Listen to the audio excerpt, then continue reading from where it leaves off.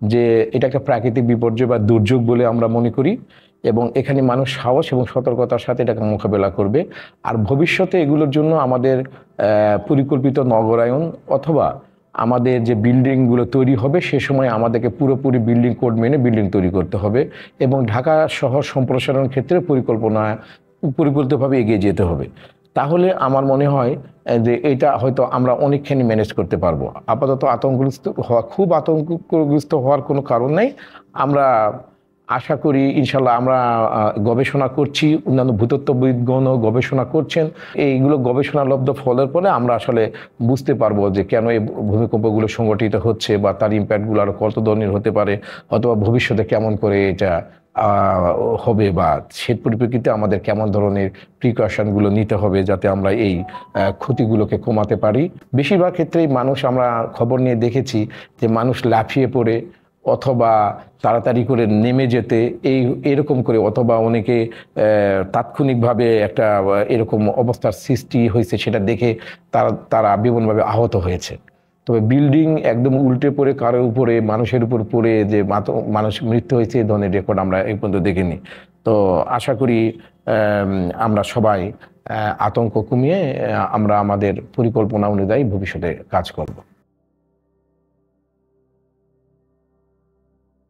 এটা এমন বড় কোনো আতঙ্কিত হওয়ার কোনো কিছু ব্যাপার নয়, কারণ যেইগুলো প্রাথমিক পর্যালোচনা বা প্রাথমিক অবজারভেশনে যেগুলো সুস্পষ্ট হয়েছে সেইগুলোকে আমরা আসলে একটা আর্থকুয়েকের যে নর্মাল কনসিকুয়েন্সি বলি, সাধারণত স্বাভাবিক একটা প্রক্রিয়া যে এইগুলো হয়েছে। সুতরাং আমরা বলতে পারি যে আসলে যেভাবে তথ্যগুলোকে আসলে মিডিয়াতে নিয়ে আসা হয়েছে যে আতঙ্কিত এবং এই মাত্রার বা ওই মাত্রার একটা ভূমিকম্প হওয়ার, সেই রকম সিগনেচার আমরা যেই ফিল্ডগুলো যারা গিয়েছে ভিজিটে তাদের কাছ থেকে আমরা এখনো পর্যন্ত সেটা এমন মানে যে রেজাল্ট বা আমাদের তাদের অবজারভেশন থেকে আমার কাছে যেটা মনে হচ্ছে সেরকম আমরা কিন্তু কিছু পাইনি।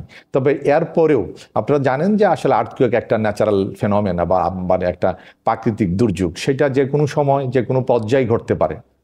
সুতরাং সেই বিষয়ে তো আমাদের একটা প্রস্তুতি থাকা দরকার। সে প্রস্তুতিগুলোকে যদি আপনারা ব্যাখ্যা করেন, আসলে প্রস্তুতিকে আমি দুটা ডোমেইনে বা দুইটা পর্যায়ে ভাগ করতে পারি।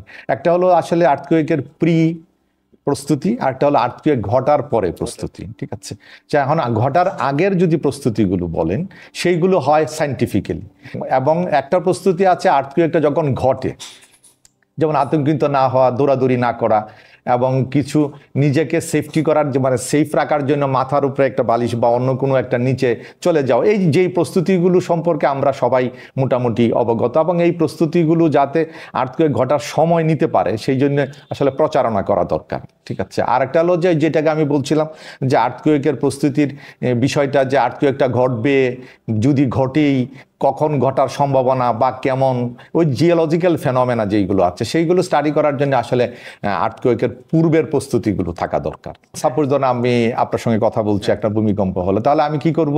আমাকে যে দ্রুততার সহিত আমাকে নিজেকে একটা সেফ জায়গায় নিয়ে যাওয়া। ঠিক আছে, সেই জায়গায় কেমন হতে পারে? একটা টেবিলের নিচে যাওয়া, হতে পারে একটা ভীমের নিচে যাওয়া, যে জায়গার মধ্যে শক্ত জিনিস ভেঙে মাথার উপর পড়বে না, এবং মানে কাঁচ জাতীয় জিনিসের কাছাকাছি না যাওয়া। বিশেষ করে এই কয়েকটা জিনিস আজকাল তাৎক্ষণিকভাবেই নেওয়া উচিত, এবং হুড়ো করে বা দৌড়াদৌড়ি করে উপর থেকে নিচে নামার চেষ্টা না করাই ভালো। কারণ আপনি জানেন যে ভূমিকম্প যখন ঘটবে কিছু সময়ের ভিতরেই ঘটনাটা ঘটে যাবে, এবং প্লাস হলো বিল্ডিংটা যদি পড়ে তাহলে আপনি নামতেও পারবেন না, কিন্তু রাস্তা সিঁড়ির মধ্যেই আপনার হয়তো বা আপনি আর একটা নতুন দুর্ঘটনায় পড়ে যাবেন। সুতরাং এই অবস্থায় আমি বলবো যে যদি ইনস্ট্যান্ট ভূমিকম্প হয়, ইনস্ট্যান্ট নিজেকে সেভ করার জন্য, বিশেষ করে আমার মাথাকে সেভ করার জন্য আপনি একটা শক্ত জায়গার নিচে যাবেন, এবং বিশেষ করে টেবিল অথবা কোনো একটা ভীমের নিচে।